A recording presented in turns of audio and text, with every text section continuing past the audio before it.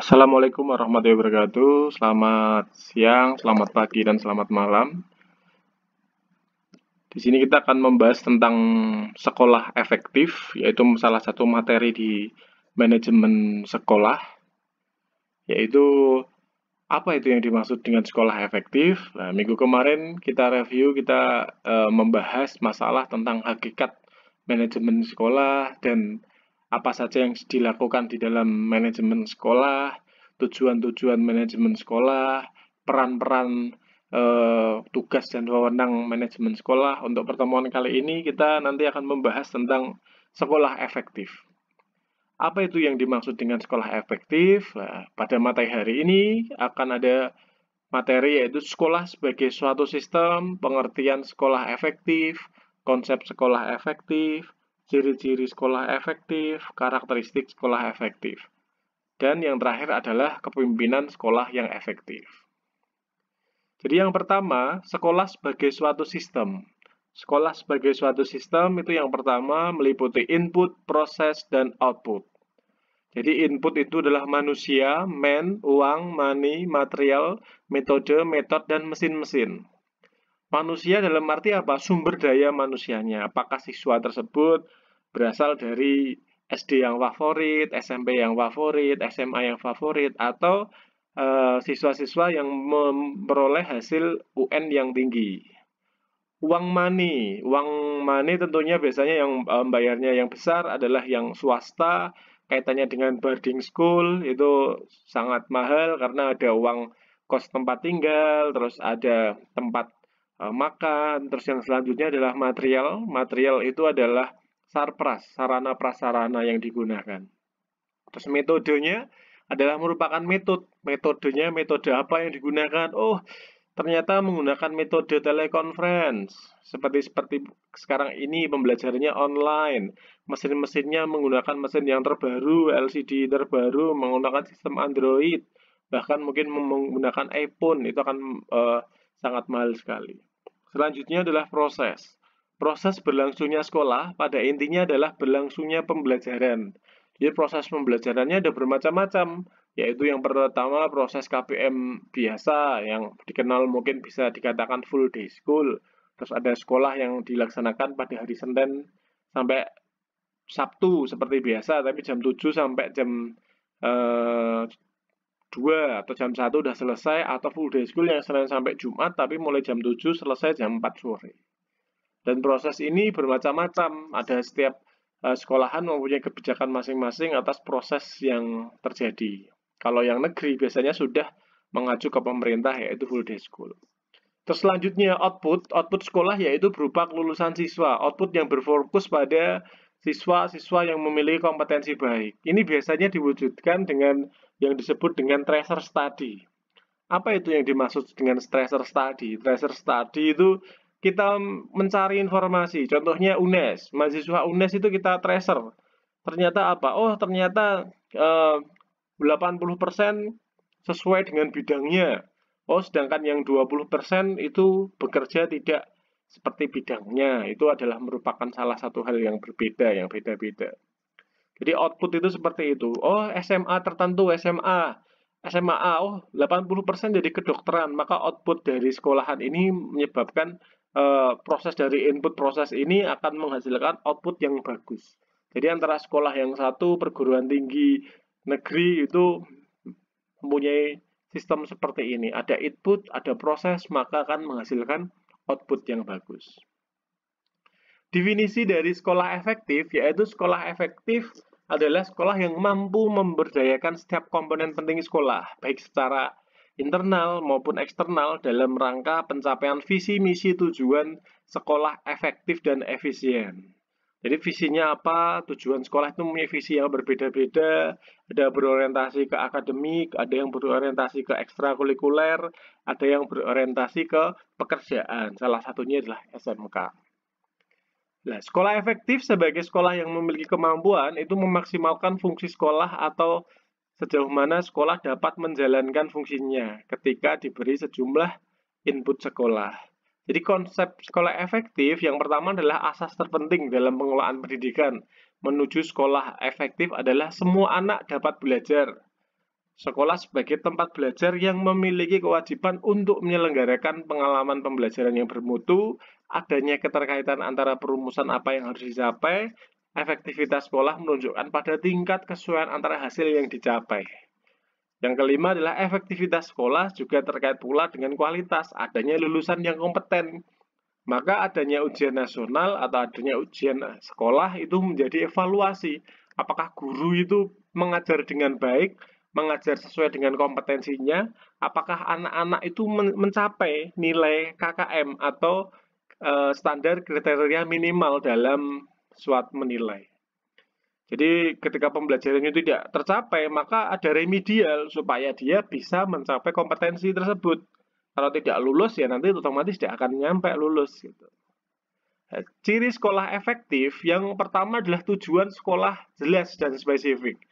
Jadi harus jelas, spesifik, kepemimpinan pendidikan kuat oleh kepala sekolah, ekspektasi guru dan staf yang tinggi, kerjasama kemitraan antara sekolah, iklim yang positif, kemajuan siswa sering dimonitor guru, yang tujuh adalah menekankan kepada keberhasilan siswa.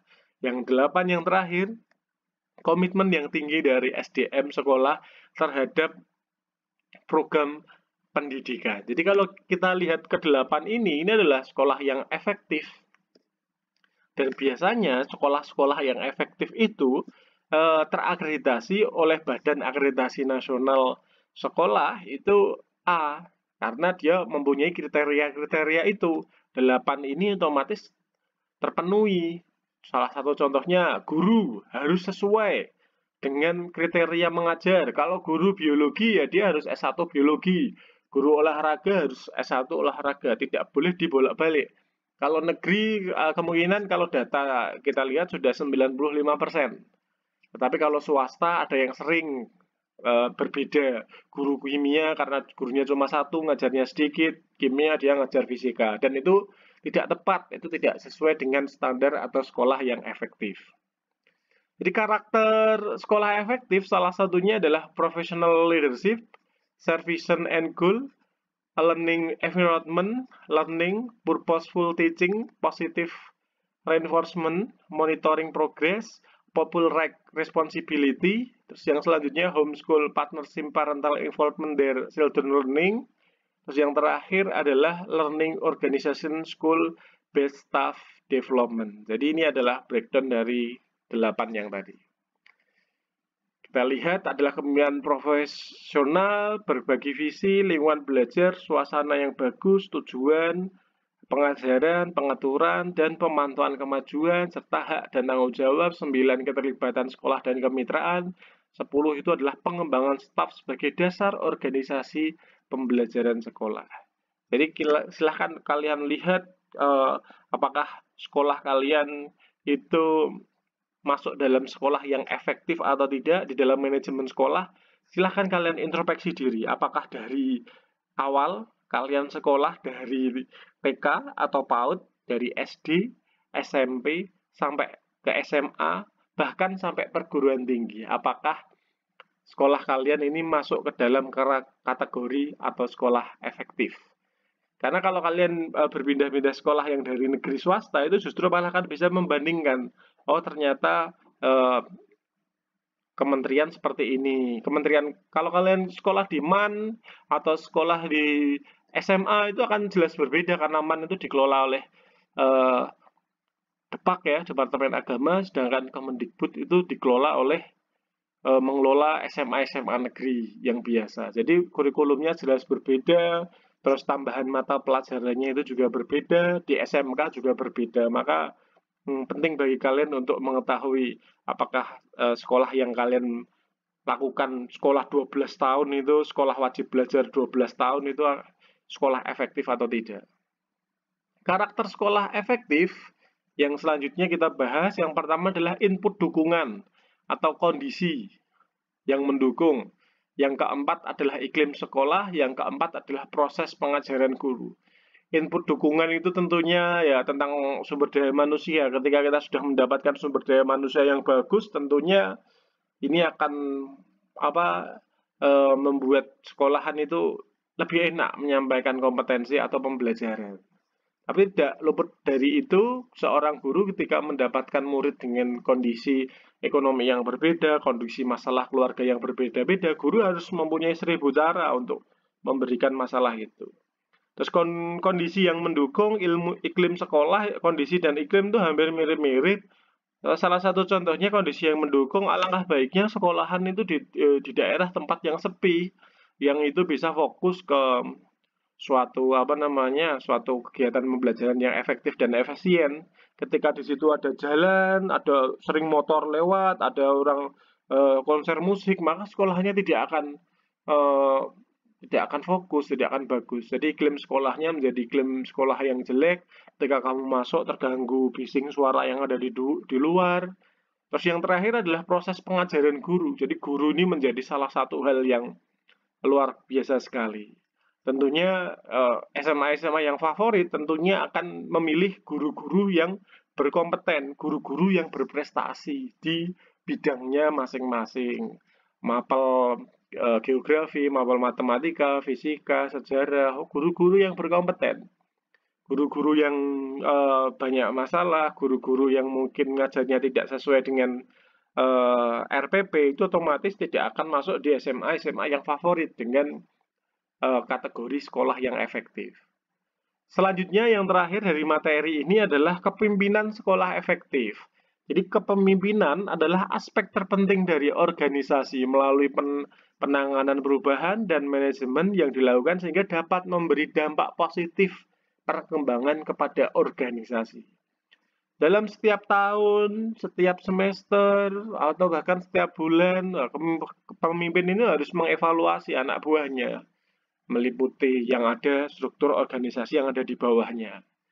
Nah, macam-macam kepemimpinan yang dipandang representatif, yang pertama adalah kepemimpinan transaction. Berarti transaction ini adalah salah satu kepemimpinan di mana dia bisa memimpin ketika ketemu face to face, ketemu dengan orang, langsung bisa memotivasi, memberikan semangat kepada anak buahnya untuk visioner, untuk ke depan, untuk bisa luar biasa. Terus yang kedua adalah kepemimpinan transformasional atau katalisator. Transformation itu artinya apa? Seorang pemimpin itu kadang mungkin bisa merasakan apa yang dilakukan oleh anak buahnya. Jadi transformasi. Bagaimana kalau dia membayangkan jadi cleaning service, dia harus membayangkan dia harus berangkat lebih pagi jam 5 setelah subuh, harus nyapu dulu sekolahan, setelah pulang dia harus juga bersih-bersih, beres-beres. Dan ini menjadi sangat penting sekali. Karena ketika kepala sekolah dia bersifatnya otoriter, itu adalah kepemimpinan yang sangat buruk ya, dia semaunya sendiri. Terus yang ketiga adalah kepemimpinan visioner. Kepemimpinan visioner itu kepemimpinan yang dia sesuai dengan visi ke depan. Jadi mengacu ke depan, dia harus melihat kondisi yang ada di lapangan lewat transaksional, transformasional, maka dia akan melangkah ke depan. Apakah anak buah saya ini mampu untuk ke depan, untuk mencapai visi dan misi atau tujuan sekolah. Nah, ini adalah hal yang ditekankan, hubungan intens dengan pemimpin dengan stafnya, seperti yang saya jelaskan tadi. Pemimpin berperan sebagai pelopor, agen perubahan, atau memotivasi bagi anggotanya. Yang terakhir adalah visioner. Dari kepemimpinan yang mampu memimpin, berkomunikasikan apa yang menjadi tujuan organisasi, mampu menyampaikan ide-ide yang keluar dari dirinya. Yang ditandai juga dengan adanya kemampuan memimpin dalam membuat perencanaan yang jelas.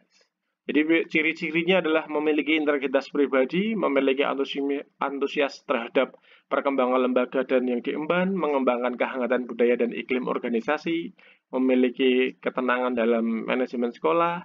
Terus yang kelima adalah tegas dan adil dalam mengambil tindakan dan kebijakan kelembagaan.